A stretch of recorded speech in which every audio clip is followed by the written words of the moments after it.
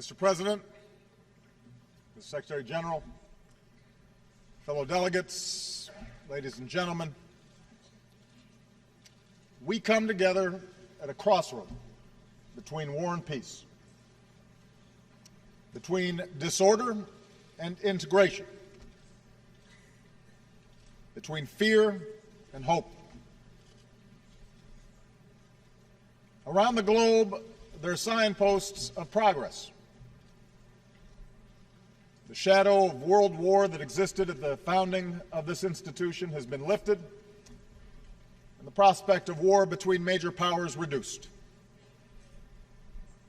The ranks of member states has more than tripled, and more people live under governments they elected. Hundreds of millions of human beings have been freed from the prison of poverty, with the proportion of those living in extreme poverty cut in half. And the world economy continues to strengthen after the worst financial crisis of our lives. Today, whether you live in downtown Manhattan or in my grandmother's village more than 200 miles from Nairobi, you can hold in your hand more information than the world's greatest libraries. Together, we've learned how to cure disease and harness the power of the wind and the sun. The very existence of this institution is a unique achievement. The people of the world committing to resolve their differences peacefully and to solve their problems together. I often tell young people in the United States that despite the headlines, this is the best time in human history to be born. For you are more likely than ever before to be literate, to be healthy, to be free to pursue your dreams. And yet there is a pervasive unease in our world. A sense that the very forces that have brought us together have created new dangers and made it difficult for any single nation to insulate itself from global forces. As we gather here, an outbreak of Ebola overwhelms public health systems in West Africa and threatens to move rapidly across borders. Russian aggression in Europe recalls the days when large nations trampled small ones in pursuit of territorial ambition. The brutality of terrorists in Syria and Iraq forces us to look into the heart of darkness. Each of these problems demands urgent attention, but they also are symptoms of a broader problem: the failure of our international system to keep pace with an interconnected world. We collectively have not invested adequately in the public health capacity of developing countries. Too often we have failed to enforce international norms when it's inconvenient to do so. And we have not confronted forcefully enough the intolerance, sectarianism, and hopelessness that feeds violent extremism in too many parts of the globe.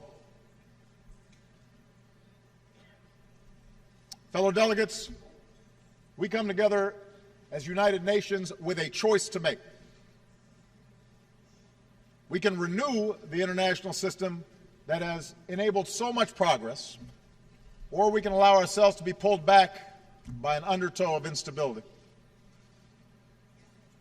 We can reaffirm our collective responsibility to confront global problems, or be swamped by more and more outbreaks of instability.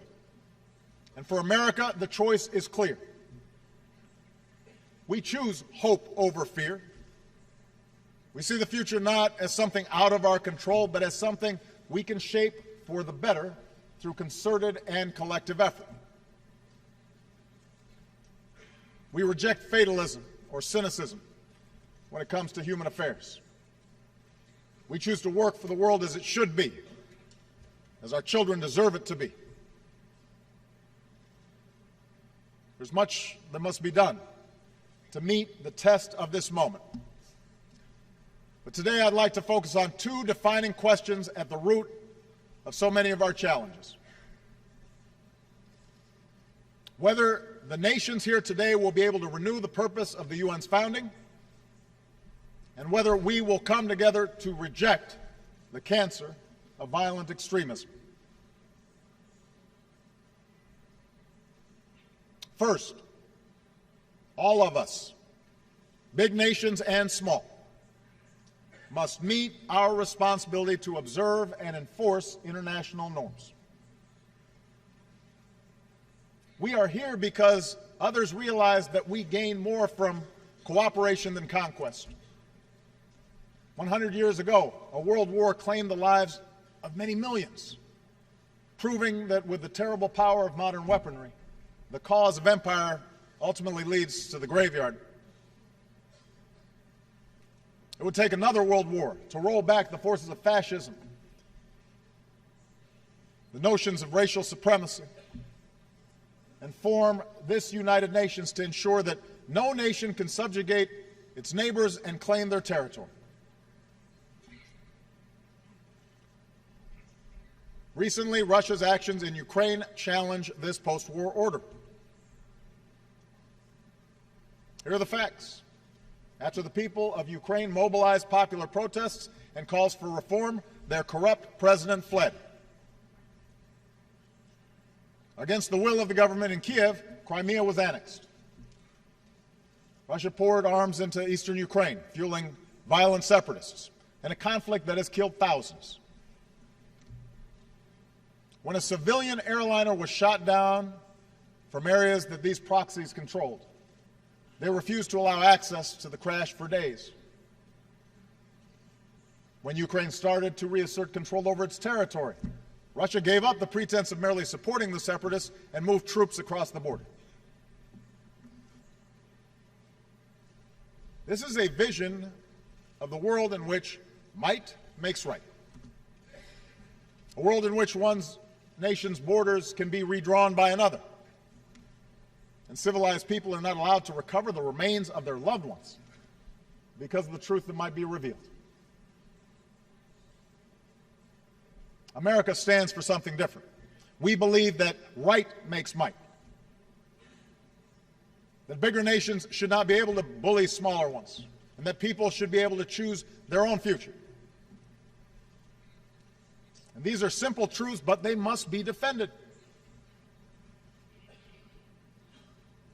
America and our allies will support the people of Ukraine as they develop their democracy and economy. We will reinforce our NATO allies and uphold our commitment to collective self-defense. We will impose a cost on Russia for aggression, and we will counter falsehoods with the truth. And we call upon others to join us on the right side of history. For while small gains can be won at the barrel of a gun, they will ultimately be turned back if enough voices support the freedom of nations and peoples to make their own decisions. Moreover, a different path is available.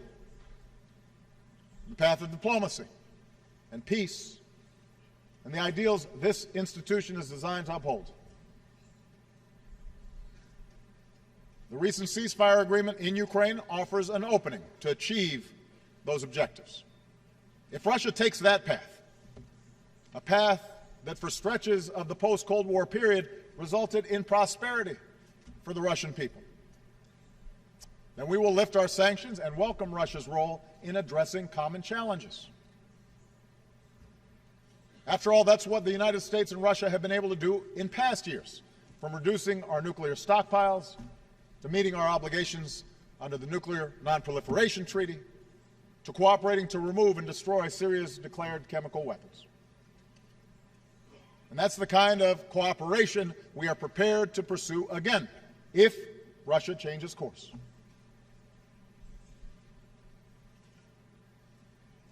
This speaks to a central question of our global age, whether we will solve our problems together in a spirit of mutual interest and mutual respect, or whether we descend into the destructive rivalries of the past. When nations find common ground, not simply based on power, but on principle, then we can make enormous progress. And I stand before you today committed to investing American strength, to working with all nations to address the problems we face in the 21st century. As we speak, America is deploying our doctors and scientists, supported by our military, to help contain the outbreak of Ebola and pursue new treatments. But we need a broader effort to stop a disease that could kill hundreds of thousands, inflict horrific suffering, destabilize economies, and move rapidly across borders. It's easy to see this as a distant problem until it is not. And that is why we will continue to mobilize other countries to join us in making concrete commitments, significant commitments to fight this outbreak and enhance our system of global health security for the long term. America is pursuing a diplomatic resolution to the Iranian nuclear issue as part of our commitment to stop the spread of nuclear weapons and pursue the peace and security of a world without them. Now, this can only take place if Iran seizes this historic opportunity.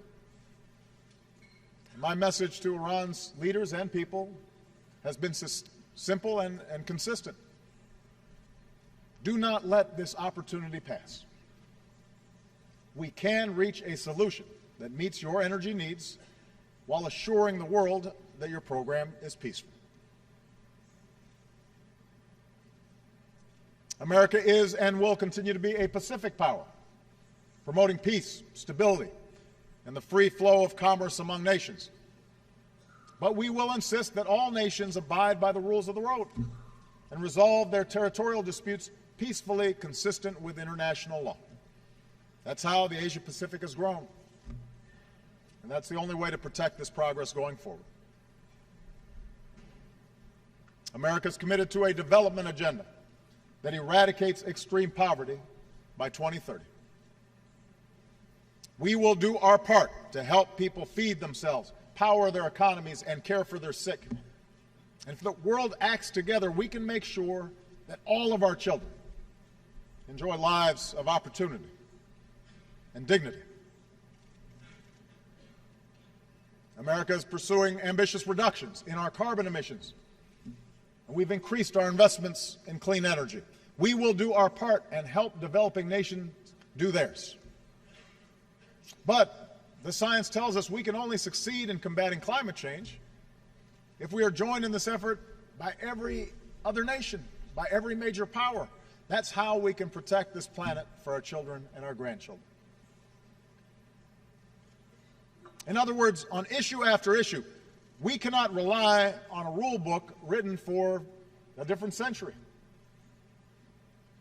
If we lift our eyes beyond our borders, if we think globally, and if we act cooperatively, we can shape the course of this century as our predecessors shaped the post-World War II age.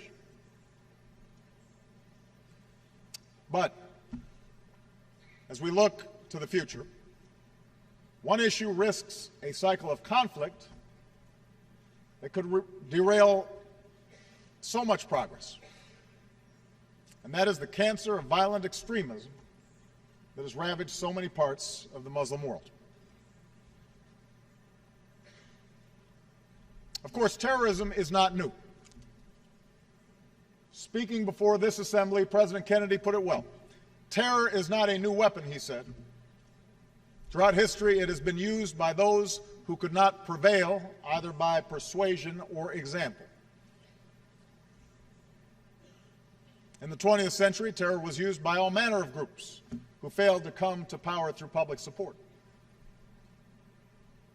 But in this century, we have faced a more lethal and ideological brand of terrorists who have perverted one of the world's great religions. With access to technology that allows small groups to do great harm, they have embraced a nightmarish vision that would divide the world into adherents and infidels, killing as many innocent civilians as possible, employing the most brutal methods to intimidate people within their communities. I have made it clear that America will not base our entire foreign policy on reacting to terrorism. Instead, we've waged a focused campaign against al-Qaeda and its associated forces, taking out their leaders, denying them the safe havens they rely on. At the same time, we have reaffirmed again and again that the United States is not and never will be at war with Islam. Islam teaches peace. Muslims the world over aspire to live with dignity and a sense of justice.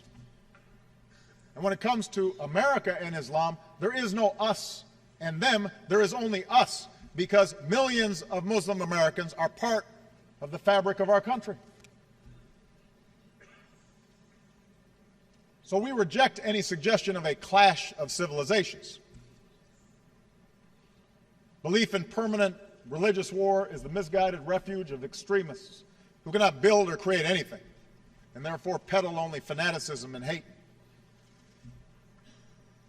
And it is no exaggeration to say that humanity's future depends on us uniting against those who would divide us along the fault lines of tribe or sect, race or religion. But this is not simply a matter of words. Collectively, we must take concrete steps to address the danger posed by religiously motivated fanatics and the trends that fuel their recruitment.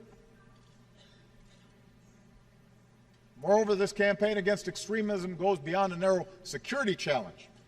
For while we've degraded methodically core al-Qaeda and supported a transition to a sovereign Afghan government, extremist ideology has shifted to other places, particularly in the Middle East and North Africa, where a quarter of young people have no job, where food and water could grow scarce, where corruption is rampant, and sectarian conflicts have become increasingly hard to contain. As an international community, we must meet this challenge with a focus on 4 areas. First, the terrorist group known as ISIL must be degraded and ultimately destroyed. This group has terrorized all who they come across in Iraq and Syria. Mothers, sisters, daughters have been subjected to rape as a weapon of war.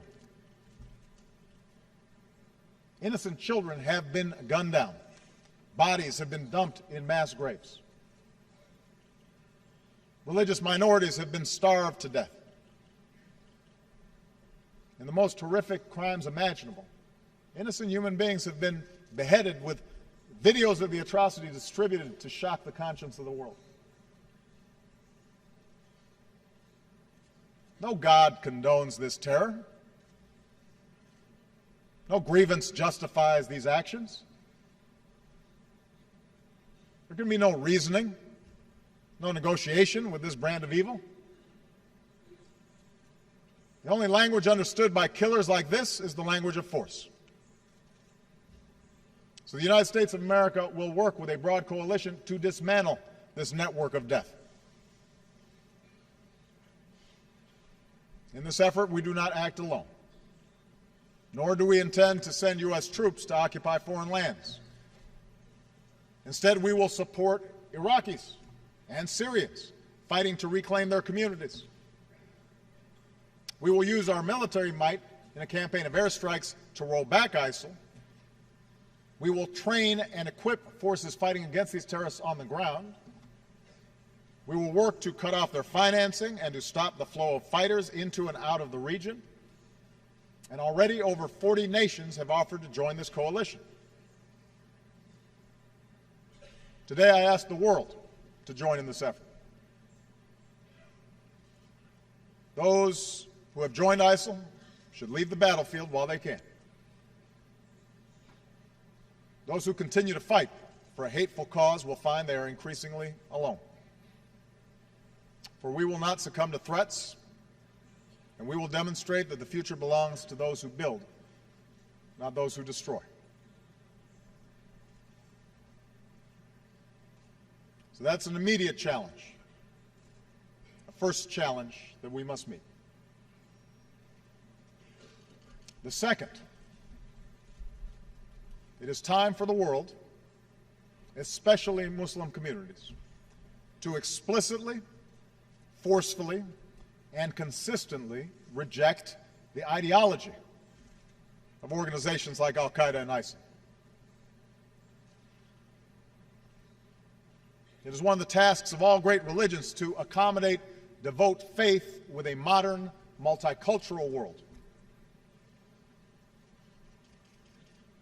No children are born hating, and no children anywhere should be educated to hate other people. There should be no more tolerance of so-called clerics who call upon people to harm innocents because they're Jewish, or because they're Christian, or because they're Muslim. It is time for a new compact among civilized peoples of this world to eradicate war at its most fundamental source, and that is the corruption of young minds by violent ideology. That means cutting off the funding that fuels this hate. It's time to end the hypocrisy of those who accumulate wealth through the global economy and then siphon funds to those who teach children to tear it down. That means contesting the space that terrorists occupy, including the internet and social media. Their propaganda has coerced young people to travel abroad to fight their wars and turn students, young people full of potential, into suicide bombers. We must offer an alternative vision. It means bringing people of different faiths together. All religions have been attacked by extremists from within at some point, and all people of faith have a responsibility to lift up the value at the heart of all great religions. Do unto thy neighbor as you would have done unto yourself. The ideology of ISIL or Al-Qaeda or Boko Haram will wilt and die if it is consistently exposed and confronted and refuted in the light of day. Look at the new forum for promoting peace in Muslim societies. Sheikh bin Bayad described its purpose. We must declare war on war so the outcome will be peace upon peace. Look at the young British Muslims who responded to terrorist propaganda by starting the Not in My Name campaign, declaring ISIS is hiding behind a false Islam. Look at the Christian and Muslim leaders who came together in the Central African Republic to reject violence. Listen to the Imam who said, politics try to divide the religious in our country, but religion shouldn't be a cause of hate, war, or strife. Later today, the Security Council will adopt a resolution that underscores the responsibility of states to counter violent extremism. But resolutions must be followed by tangible commitments, so we're accountable when we fall short.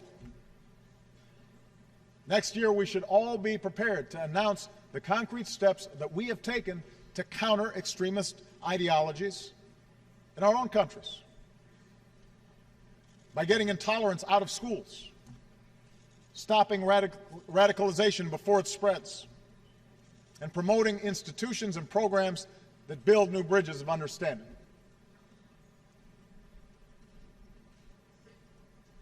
Third, we must address the cycle of conflict, especially sectarian conflict, that creates the conditions that terrorists prey upon. There's nothing new about wars within religions. Christianity endured centuries of vicious sectarian conflict. Today, it is violence within Muslim communities that has become the source of so much human misery. It is time to acknowledge the destruction wrought by proxy wars and terror campaigns between Sunni and Shia across the Middle East. And it is time that political, civic, and religious leaders reject sectarian strife. For let's be clear, this is a fight that no one is winning. A brutal civil war in Syria has already killed nearly 200,000 people, displaced millions. Iraq has come perilously close to plunging back into the abyss. The conflict has created a fertile recruiting ground for terrorists who inevitably export this violence.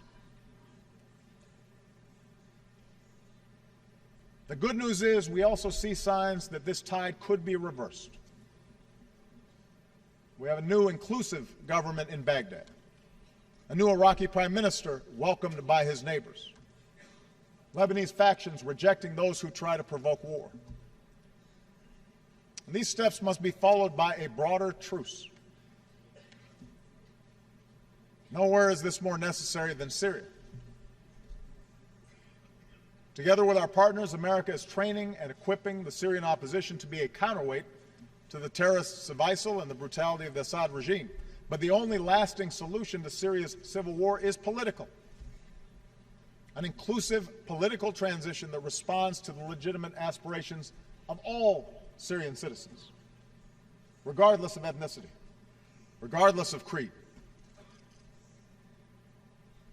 The cynics may argue that such an outcome can never come to pass, but there is no other way for this madness to end, whether 1 year from now or 10. And it points to the fact that it's time for a broader negotiation in the region in which major powers address their differences directly, honestly, and peacefully across the table from one another, rather than through gun-wielding proxies. I can promise you, America will remain engaged in the region, and we are prepared to engage in that effort. My fourth and final point is a simple one. The countries of the Arab and Muslim world must focus on the extraordinary potential of their people, especially the youth. And here I'd like to speak directly to young people across the Muslim world. You come from a great tradition that stands for education, not ignorance, innovation, not destruction, the dignity of life, not murder. Those who call you away from this path are betraying this tradition, not defending it. You have demonstrated that when young people have the tools to succeed, good schools, education in math and science, an economy that nurtures creativity and entrepreneurship, then societies will flourish. So America will partner with those that promote that vision. Where women are full participants in a country's politics or economy, societies are more likely to succeed. And that's why we support the participation of women in parliaments and peace processes, schools, and the economy. If young people live in places where the only option is between the dictates of a state or the lure of an extremist underground, then no counterterrorism strategy can succeed. But where a genuine civil society is allowed to flourish, where people can express their views and organize peacefully for a better life, then you dramatically expand the alternatives to terror. And such positive change need not come at the expense of tradition and faith. We see this in Iraq, where a young man started a library for his peers. We link Iraq's heritage to their hearts, he said, and give them a reason to stay. We see it in Tunisia, where secular and Islamist parties worked together through a political process to produce a new constitution. We see it in Senegal, where civil society thrives alongside a strong democratic government. We see it in Malaysia, where vibrant entrepreneurship is propelling a former colony into the ranks of advanced economies. And we see it in Indonesia, where what began as a violent transition has evolved into a genuine democracy. Now, ultimately, the task of rejecting sectarianism and rejecting extremism is a generational task, and a task for the people of the Middle East themselves. No external power can bring about a transformation of hearts and minds. But America will be a respectful and constructive partner. We will neither tolerate terrorist safe havens nor act as an occupying power.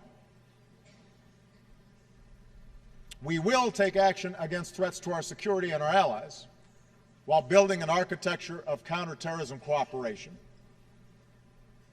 We will increase efforts to lift up those who counter extremist ideologies and who seek to resolve sectarian conflict. And we will expand our programs to support entrepreneurship and civil society, education, and youth, because ultimately these investments are the best antidote to violence.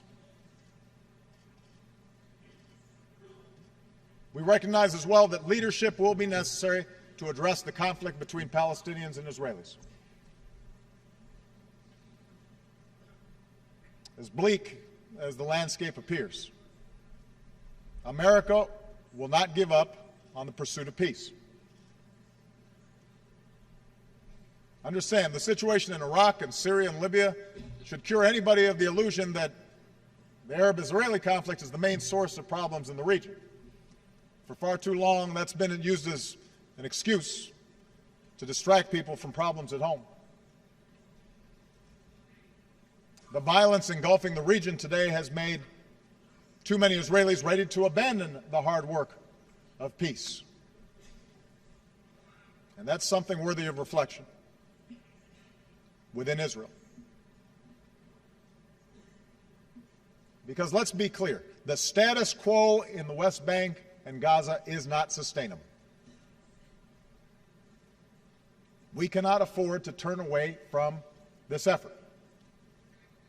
Not when rockets are fired at innocent Israelis or the lives of so many Palestinian children are taken from us in Gaza. So long as I am president, we will stand up for the principle that Israelis, Palestinians, the region, and the world will be more just and more safe with two states living side by side in peace and security. So this is what America is prepared to do. Taking action against immediate threats while pursuing a world in which the need for such action is diminished. The United States will never shy away from defending our interests, but we will also not shy away from the promise of this institution and its universal Declaration of Human Rights. The notion that peace is not merely the absence of war, but the presence of a better life. I realize that America's critics will be quick to point out that at times we too have failed to live up to our ideals, that America has plenty of problems within its own borders. This is true. In a summer marked by instability in the Middle East and Eastern Europe, I know the world also took notice of the small American city of Ferguson, Missouri, where a young man was killed and a community was divided. So yes, we have our own racial and ethnic tensions. And like every country, we continually wrestle with how to reconcile the vast changes wrought by globalization and greater diversity with the traditions that we hold dear. But we welcome the scrutiny of the world, because what you see in America is a country that has steadily worked to address our problems, to make our union more perfect. to bridge the divides that existed at the founding of this nation. America is not the same as it was 100 years ago, or 50 years ago, or even a decade ago, because we fight for our ideas, and we are willing to criticize ourselves when we fall short, because we hold our leaders accountable and insist on a free press and independent judiciary, because we address our differences in the open space of democracy with respect for the rule of law, with a place for people of every race and every religion, and with an unyielding belief in the ability of individual men and women to change their communities and their circumstances and their countries for the better.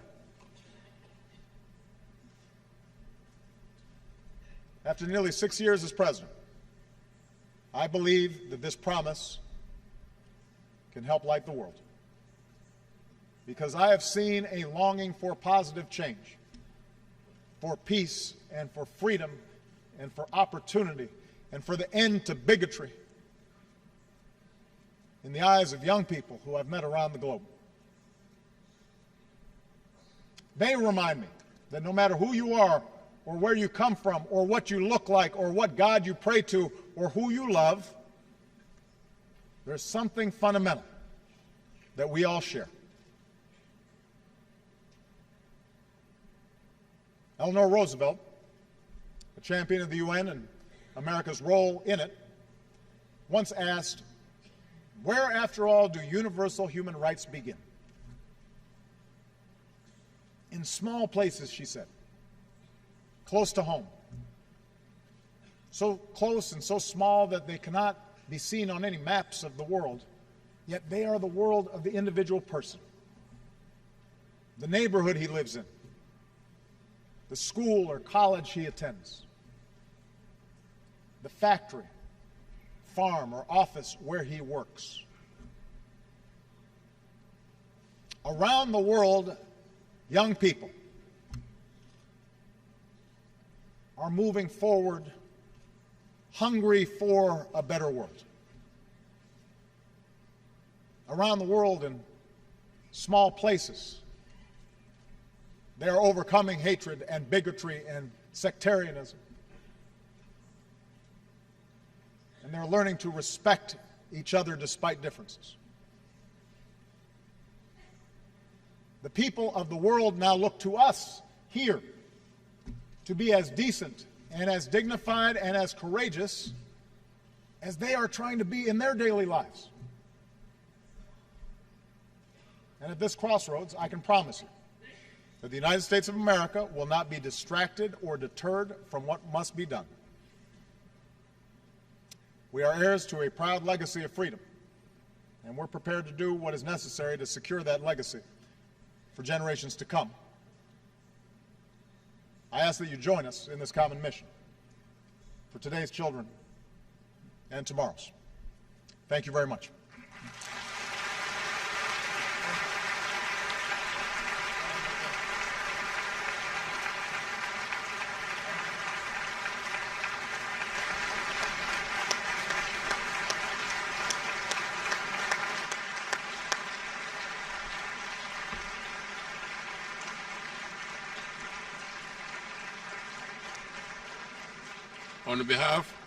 On behalf of the General Assembly, I wish to thank the President of the United States of America for the statement just done. May I request representatives to remain seated while we greet the President.